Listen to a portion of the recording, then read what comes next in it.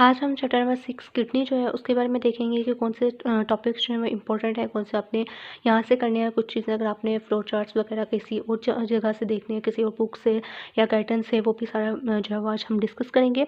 ठीक है, so let's start और वीडियो किडनी के रिलेटेड है, यानी कि रीनल। ठीक है, आपका जो CNS फिजियोलॉजी है, फिर दोस्तों MBBS BDS फार्मेसी DPT हर डिपार्टमेंट के लिए ये इंपॉर्टेंट है। ठीक है, सो अगर हम BDS फर्स्ट ईयर की बात करते हैं तो उसमें इसमें से एक SCQ आता है, और अगर हम लोग MBBS सेकेंड ईयर की बात करते हैं तो उनमें भी इसमें से जो है वो एक SCQ आता है जो कि 5 मार्क्स का होता है। ठीक है, और जो BDS है उनमें जो SCQ आते हैं वो 3 मार्क्स के होते हैं। ठीक है, तो उस लिहाज से आपने देखना होता है। लेकिन जो BDS है उसमें क्या होता है कि इसकी वेटेज कम है, लेकिन MBBS में इसकी वेटेज ज़्यादा है, फार्मेसी DPT में थोड़ी सी कम है। ठीक है, सो लेट्स स्टार्ट के यूरिन फॉर्मेशन जो है इसमें renal blood flow and glomerular filtration and control, ये वाला टॉपिक आ जाता है। इसमें आपने क्या चीज़ याद रखनी है, इसमें आपको यूरिन की जो वॉल्यूम है, कलर है और पीएच जो है वो MCQ के लिए इंपॉर्टेंट है। आपको इसकी पीएच जो है वो पता होनी चाहिए। ठीक है, आपको जो है इसकी स्पेसिफिक ग्रेविटी एंड पीएच, इन दोनों चीज़ों के बारे में जो है एज ऐसी सॉरी MCQ वो पता होना चाहिए। ठीक है, बाकी इतना इंपॉर्टेंट नहीं है इसमें से। उसके बाद देन हमारे पास आ जाता है उसके बाद normal constituents of the urine, कौन से ऑर्गेनिक एंड इनऑर्गेनिक कॉन्स्टिट्यूएंट, इनके पास आपने नाम एक दफ़ा पढ़ लेने हैं, ईजी है। एंड देन हमारे पास आ जाता है पैथोफिजियोलॉजी, जो है इतनी इंपॉर्टेंट नहीं है। उसके बाद abnormal constituents of the urine.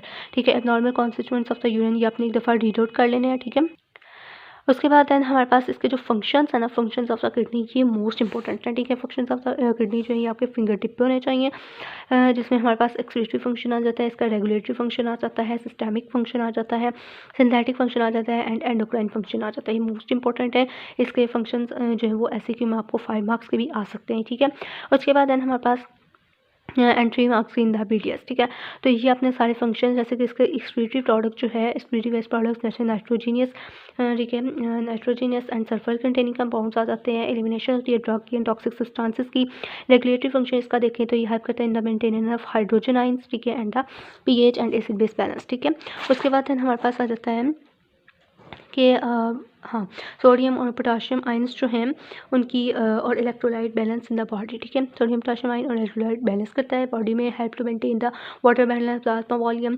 ठीक है, and then help in the osmotic pressure in the blood and the tissue fluids. ठीक है, उसके बाद सिंथेटिक फंक्शंस इसके देखें तो उसमें हमारे पास कौन से सब्सटेंसेस आ जाते हैं, अमोनिया आ जाता है, इनऑर्गेनिक फॉस्फेट, ग्लूकोनियोजेनेसिस। ठीक है, जो मुश्किल वर्ड्सों को आप बेशक स्किप कर सकते हैं, लाइक जो ईजी वर्ड आपके माइंड में रह जाए ना, सिर्फ आप उनको उन पर ज़्यादा फोकस किया करें।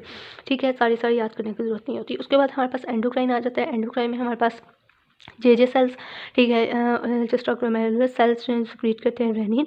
ठीक है, in response to decrease the renal arterial pressure. ठीक है, ये आप एक लाइन याद कर लें, देन आप याद कर लें कि सिक्रीट करते हैं एरिथ्रोपाइटिन। ठीक है, और उसे in response to hypoxia and secretion of the prostaglandin. ठीक है, उसके बाद देन आपके पास structure of the kidney. Structure of the kidney जो है ये इंपॉर्टेंट है। ठीक है, इसमें अगर देखा जाए तो हमारे पास क्या कुछ आ जाता है, कॉर्टेक्स आ जाता है, मेड्यूला आ जाता है, पिरामिड आ जाते हैं।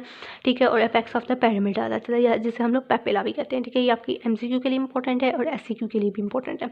इसमें से ज़रूर MCQ आता है, ये मैं आपको बता दूँ। तो इसको आपने क्या करना है, कुछ चीज़ें मैंने जो है वो गाइडेंस जो है वहाँ से भी कुछ चीज़ें ऐड कर दी की हुई हैं। ठीक है, लेकिन आप यहाँ से भी कर लें तो आपके लिए इनफ होगा। साथ अपने जो MBBS है उसके साथ गाइडेंस खोल के रखनी है। BDS जो है वो सिर्फ फिरदौस का ये कर ले, वो ही इनफ है उसके लिए। ठीक है, लेकिन जो MBBS है उसके साथ में इसके क्या करना है, गाइडेंस कॉल की रखनी है। उसके ऊपर जो इंपॉर्टेंट पॉइंट्स हैं उनको यहाँ पे ऐड कर लेना है। जैसे मैंने किया हुआ है कि मैं इसमें रीनल पिरामिड की डेफिनेशन बताई हुई है। इसका वेट जो है 150 ग्राम होता है, ये MCQ में पूछा जा सकता है। देन इसमें जो हमारे पास ये कैलेक्स आ जाते हैं, हमारे पास मेजर होता है, एक माइनर होता है। ठीक है, मेजर जो है वो आउटर बॉडी बॉर्डर पे होते हैं of the pelvis divided into open ended and pouch. And then जो हमारे पास माइनर आ जाता है उसकी डाउनवर्ड एक्सटेंशन होती है। ठीक है, तो ये जो पॉइंट्स हैं ये आप MCQ के लिए एक दफ़ा देख लीजिएगा। उसके बाद हमारे पास नेफ्रॉन आ जाता है। नेफ्रॉन की आपको ज़ाहिर डेफिनेशन, इसके नंबर्स जो हैं ये आपको पता होने चाहिए।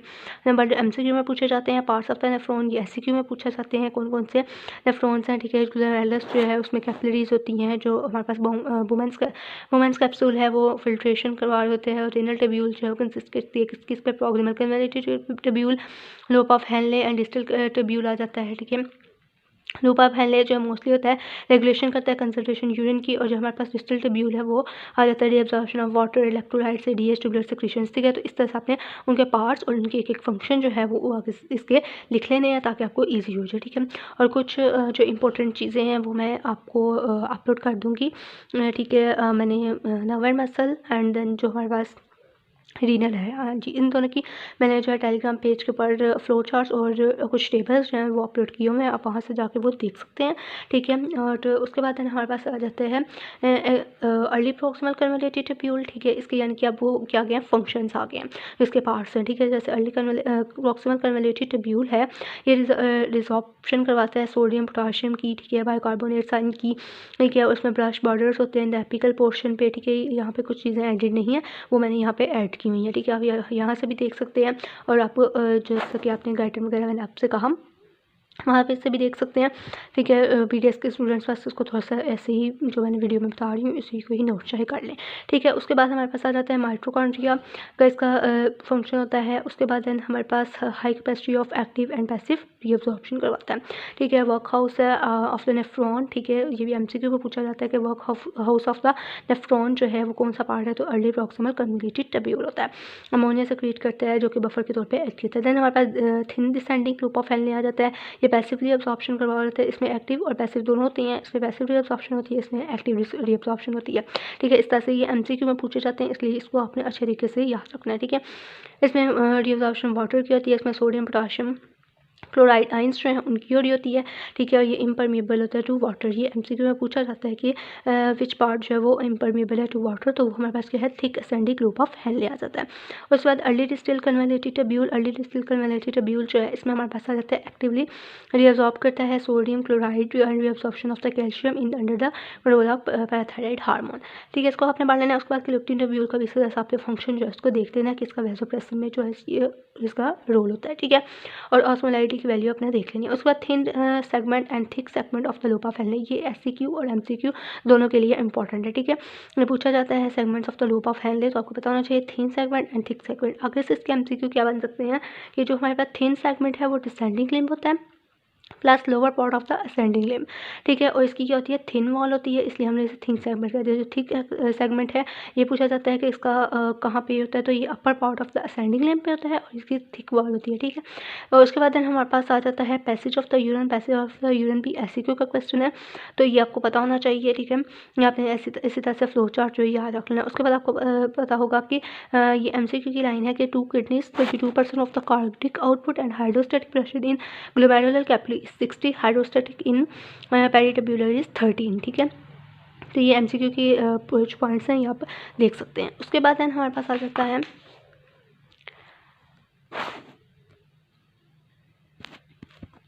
ठीक है, उसके बाद जो नेक्स्ट आ जाता है उसमें आ जाते हैं हमारे पास काइंड ऑफ नेफ्रॉन, या हम कह सकते हैं टाइप्स ऑफ द नेफ्रॉन। ठीक है, ये मोस्ट इंपॉर्टेंट एससीक्यू क्वेश्चन है, ये आपको अच्छे तरीके से पता होना चाहिए। ठीक है, जो टाइप्स ऑफ द नेफ्रॉन है इनमें हमारे पास cortical nephron and extra medullary nephron. ठीक है, इसमें आपको डिफरेंस पता होना चाहिए। ठीक है, इसके डिफरेंस देखिए जैसा क्या जाता है कि जो कॉर्टिकल नेफ्रॉन है उसमें ग्लोमेरुलाई जो है वो लाई करी होती है close to the surface of the kidney. ठीक है, इसे हम कॉर्टिकल नेफ्रॉन कहते हैं। शॉर्ट थिन सेगमेंट होता है, लूप ऑफ हेनले नेफ्रॉन होता है, शॉर्ट डिस्टेंस होता है। ठीक है, उसके बाद ये जो चीज़ मैंने ऐड की हुई है जैसे रेट ऑफ फिल्ट्रेशन इसमें लो होती है, इसका function excretion of waste products है, एंड नेटवर्क ऑफ कैपिलरीज में सिंपल होती है। इसमें नेटवर्क ऑफ कैपिलरीज जो है स्पेशलाइज्ड होती हैं। इसका फंक्शन ये है कि concentration of urine by counter current mechanism होता है। काउंटर करंट मैकेनिज्म बहुत इंपॉर्टेंट है, इसका आपको डेफिनेशन आनी चाहिए। ठीक है, उसके बाद इसका रेट ऑफ फिल्ट्रेशन हाई होता है, और बाकी आपने वैसे ही देख लेना है कि इसमें लाई करी होती है क्लोज टू द किडनी, और यहाँ पे लाई करती है deep in the renal cortex. ये एमसीक्यू एससीक्यू के लिए बहुत इंपॉर्टेंट है, ये आपको इसी तरह से सारी लाइंस पता होनी चाहिए जो मैंने ऐड की हैं, ये भी आप ऐड कर सकते हैं। और उसके बाद आगे आ जाता है hormones acting on the kidney. Hormones वाला ये पूरा टेबल आपके फिंगर टिप पे होना चाहिए। ये एससीक्यू में भी आता है, एमसीक्यू में भी आता है, इसलिए आपने इसको बिल्कुल भी स्किप नहीं करना, इसको अच्छे तरीके से इसी तरह से पढ़ लेना। ठीक है, उसके बाद हमारे पास आ जाता है blood flow of the kidney. जो blood flow of the kidney है वो यानी कि डायरेक्टली रिलेटेड होती है जीएफआर के, ठीक है। और ये आपने पूरे का पूरा पाथवे जो है वो याद रखना है। इजी पाथवे है, यानी कि आपने पहले याद रखना है कि आर्टरी, ठीक है। आर्टरी हमारे पास कौन कौन सी है? Renal artery, interlobar artery and arcuate artery. Interlobar artery से हमारे पास एफरेंट आर्ट्रियोल्स में जाते हैं, आर्ट्रियोल से फिर ग्लोमेरुलस में, और जो एफरेंट आर्ट्रियोल्स हैं उसके बाद उनकी आ जाते हैं वो पेरिटोब्यूलर कैपिलरी नेटवर्क में जाते हैं, वेसल रेक्टम में जाते हैं, एंड देन फिर दोबारा से इंटरलोबार आर्टरी ये वाला जो है ये रिवर्स हो जाएगा, ठीक है। उसके बाद rate of the renal blood flow, ये एमसीक्यू के लिए है। रेट क्या होता है तो ये आपको पता होना चाहिए, पीछे भी मैंने आपको बताया था। यहाँ से भी आपने एमसीक्यू के लिए जो मैंने ऐड किया हुआ है उसको भी आपने जो है वो नोट कर लेना, ठीक है। उसके बाद इसकी वैल्यू 22% है, ठीक है, कार्डिक आउटपुट में देखी जाए। उसके बाद ग्लोमेरुलस की डेफिनेशन पूछी जाती है, ठीक है, वाइवा में भी पूछा जाता है ग्लोमेरुलस क्या है, तो ये आपको पता होना चाहिए। Network of branching and anastomosing capillaries present in the Bowman's capsule, ठीक है। Blood enters in the glomerulus through arterioles and leave the efferent arterioles and then often resistance हो प्रेशर हाई प्रेशर बेड होता है इसमें, ठीक है। यानी कि यहाँ पे मैंने आपको बताया था इसमें कैपिलरीज होती हैं, तो ये आपने ग्लोमेरुलस किया, साथ ही इसका बेशक फंक्शन आप वहाँ पे लिख लें, यहाँ से याद कर लें, तो ये आपने याद करके इसका फंक्शन जो है वो लिख देना है, ताकि जब अगर आपसे पार्ट्स ऑफ नेफ्रॉन पूछा जाता है तो आपने इसके नाम और साथ एक दो फंक्शन जो है वो ऐड कर देना होता है, फिर आपको जो मार्क्स हैं वो अच्छे मिलने के चांसेस होते हैं, ठीक है। उसके बाद ये जो रीनल फ्रैक्शन है इसे हम कार्डिक आउटपुट कहते हैं, इसकी परसेंटेज जो है ये हमारे पास कितनी है? 22, ये मैंने आपको बताई। उसके बाद देन हमारे पास पेरिटोब्यूलर कैपिलरी नेटवर्क आ जाता है। देन पेरिटोब्यूलर कैपिलरी नेटवर्क, ठीक है, it an extensive network of capillaries around the problem, इसको आपने एक दफ़ा देख लेना है। वेसल रेक्टम आपको पता होना चाहिए। उसके बाद बेसिक थ्योरीज ऑफ नेफ्रॉन, इसमें ये तीनों थ्योरीज जो है वो आपने कर लेनी है। और प्रेशर इन फंक्शनल नेफ्रॉन, ये मैंने टिक लगाए हुए हैं, ये आपने बस एमसीक्यू के लिए एक दफ़ा रीड आउट कर लेने हैं, बाकी इतना करने की ज़रूरत नहीं है, ठीक है। उसके बाद हमारे पास नेक्स्ट पेज पे आ जाता है ग्लोमेरुलर मेम्ब्रेन, ठीक है। ग्लोमेरुलर मेम्ब्रेन जो है ये आपने पढ़ लेना है, इतना इंपॉर्टेंट नहीं है वैसे, ग्लोमेरुलर फिल्ट्रेट इंपॉर्टेंट है। उसके बाद देन हमारे पास इसकी कंपोजिशन एमसीक्यू में पूछी जाती है, ये आपको पता होना चाहिए कि but it has no RBC, ठीक है, आरबीसी नहीं होते, सेम एज द प्लाज्मा होता है ग्लोमेरुलर फिल्ट्रेट, ठीक है। उसके बाद देन आपके पास आ जाता है why proteins can not pass through the glomerulus, ये आपने एक दफ़ा रीड कर लेना है। Dynamics of the glomerular filtration, ये बहुत इंपॉर्टेंट है। Functions of the glomerular filtration ये आपको अच्छे तरीके से फिंगर टिप पे होना चाहिए, इनकी वैल्यूज़ जो हैं इसी तरह से आपको आनी चाहिए, ठीक है। इसको आपको पता होना चाहिए। और जो फिल्ट्रेशन प्रेशर उसे हम लोग नेट प्रेशर भी कहते हैं। उसके बाद हमारे पास आ जाता है ग्लोमेरुलर फिल्ट्रेशन रेट, ये भी बहुत ज़्यादा इंपॉर्टेंट है। GFR पूछा जाता है, इसके डिटर्मिनेंट्स जो हैं वो यहाँ पे नहीं लिखे हुए, वो आपने अच्छे तरीके से करने हैं। वो वहाँ जो पास्ट पेपर है आपकी बुक उसके ऊपर भी लिखे हुए हैं, ठीक है, आप उसको चाहे गाइडेंस भी एक दफ़ा देख सकते हैं। तो ये ग्लोमेरुलर फिल्ट्रेशन रेट जो है इसके डिटर्मिनेंट्स आपने अच्छे तरीके से प्रिपेयर करने हैं, और यहाँ पे फिर दो उसमें नहीं दिए हुए, ठीक है। उसके बाद देन आपने इसकी डेफिनेशन, फार्मूला, वैल्यू, ठीक है, और इसके फैक्टर्स, ये बहुत इंपॉर्टेंट है। इसमें से एक ऐसी की ज़रूरत है, एटलीस्ट BDS में तो ज़रूरत है, ठीक है। और MBBS में भी डिटर्मिनेंट्स ऑफ GFR ज़रूर पूछा जाता है, और MBBS का 5 मार्क्स का क्वेश्चन होता है, तो उसको उन्होंने वो गाइडेंस से याद करना है, ठीक है। उसके बाद फिजियोलॉजिकल पैथोलॉजिकल कॉजेज़, इसको एक दफ़ा रीड कर लेना है। ये जो चीज़ है ये आपकी MCQ के लिए बहुत इंपॉर्टेंट है, ये आपने अच्छे तरीके से प्रिपेयर करनी है, ठीक है। उसके बाद देन हमारे पास फिल्ट्रेशन कोफिशिएंट आ जाता है, इसकी भी डेफिनेशन, वैल्यू पता होनी चाहिए। Glucose field through the glomerular membrane, glucose की वैल्यू आपको पता होनी चाहिए, ठीक है। उसके बाद देन एक्स्ट्रामेडुलर कॉम्प्लेक्स, ये जो है स्ट्रक्चर ये बहुत इंपॉर्टेंट है। एक्स्ट्रामेडुलर ग्लोमेरुलर कॉम्प्लेक्स जो है बहुत इंपॉर्टेंट है, ठीक है। इसके अंदर जो ये चीज़ें लिखी हुई हैं और इसकी जो डेफिनेशन है ना, मैक्यूला डेंसा, ठीक है, जे सेल्स, ठीक है, ये पूछा जाता है वाइवा में भी कि जे सेल्स क्या है, ठीक है, और मैक्यूला डेंसा क्या है, ये आपको पूछा जाता है। और उसका ये जो फ्लो चार्ट बना हुआ है ये आपने अच्छे तरीके से प्रिपेयर करना है। इसकी डिटेल यानी कि थ्योरी जो है वो ये मैकेनिज्म लिखा हुआ है, यहाँ से आपने पढ़ लेना है, और ये आपने अच्छे तरीके से याद करना है। Same as it is question जो है वो पूछा जाता है उसमें SCQ में, MBBS में भी, BDS फार्मेसी में भी, क्या ये जो हेडिंग दी हुई है यही लिखी होती है, और ये पूछा जाता है, उसमें आपने ये बस फ्लो चार्ट बना देना होता है, ठीक है। और इसके साथ फिर दोस्त से जो गाइडन है वहाँ पे इससे रिलेटेड एक इंक्रीज़ वाला आई होप सो लिखा हुआ है, यानी कि थोड़ी सी इसकी हेडिंग चेंज है, लेकिन इस तरह से ही बना हुआ है फ्लो चार्ट, वो वाला फ्लो चार्ट आपने गाइडेंस से देख लेना है, ठीक है। उसके बाद auto regulation of the GFR, इसकी आपको डेफिनेट ये पता होनी चाहिए, वैल्यूज़ की पता होनी चाहिए। Why GFR is auto regulated if GFR is high and if GFR is very slight, ठीक है, ये दो आपको पता होनी चाहिए, ठीक है। और उसके बाद देन ये वैसे इसमें से जो ज़्यादा पूछा जाता है वो यही पूछा जाता है, ठीक है, बाकी रीड करने की ज़रूरत है बस। ये मैकेनिज़्म जो है बहुत इंपॉर्टेंट है, जैसे कि इसमें ये बताया हुआ कि जब GFR यहाँ से इसका मैकेनिज़्म दिया हुआ कि GFR जब डिक्रीज़ हो गई, macular densa sodium chloride channels जो हैं, आयंस जो हैं सॉरी, उनकी रीअब्सॉर्प्शन होगी असेंडिंग लूप ऑफ हेनले में, ठीक है। एंड देन ऑफरेंट आर्टियोल रेजिस्टेंस होगी, ये जब होगी तो ब्लड प्रेशर जो है वो डिक्रीज़ करेगा, ठीक है। ब्लड फ्लो जो है वो इंक्रीज़ करेगा आर्टरील्स में, ठीक है। और आर्टरील्स डायलेट करेंगे तो ब्लड फ्लो इंक्रीज़ करेगा and then the increase in the glomerular pressure, और देन हमारे पास क्या होगा, जीएफआर इंक्रीज़ हो जाएगी। इफ्रेंट जो है वहाँ पे इसका उल्ट हो जाएगा, इसमें क्या होता है, जे सेल्स जो है उनकी वो रेनिन रिलीज़ करते हैं, ठीक है। रेनिन रिलीज़ होता है और एंजियोटेंसिन 2 जो है वो हमारे पास बन जाता है, ठीक है। उसके बाद क्या होता है, जो ऑफरेंट आर्टरील्स हैं वो कंस्ट्रिक्ट करती हैं, ठीक है। और इस वजह से ग्लोमेरुलर प्रेशर इंक्रीज़ करता है and then increase the GFR, ठीक है। तो ये आपने जो फ्लो चार्ट है इसको एक दफ़ा देख लेना है। एंड देन आपने ये जो है vaso constrictor and vaso dilation, ये आपने याद रखना है कि ऑफरेंट आर्टरील्स में वैसो डायलेशन होती है और इफरेंट आर्टरील्स जो उनमें वैसो कंस्ट्रिक्शन होती है। मोस्ट इंपॉर्टेंट एमसीक्यू एससीक्यू है, ये आपने बिल्कुल भी स्किप नहीं करना, ठीक है।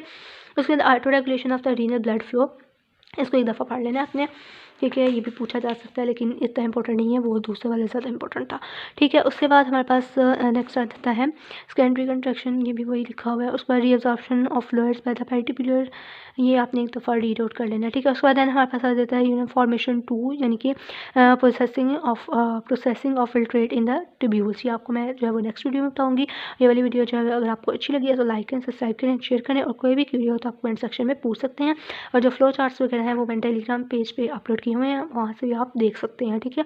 इनके रेफरेंसेस और जो कुछ इंपॉर्टेंट डायग्राम्स वगैरह, फ्लो चार्ट्स वगैरह, और भी किसी टॉपिक की अगर आपको अर्जेंटली चाहिए हो तो वहाँ पे आप मैसेज कर सकते हैं। और बाद FB पेज वगैरह भी आप जो है वो फॉलो कर लें ताकि वहाँ की चीज़ें आपको वहाँ से मिल सके, वहाँ की भी चीज़ आपको वहाँ से मिल सके, ठीक है। और जो भी आपको क्यूरी वगैरह हो आप पूछ सकते हैं, ठीक है।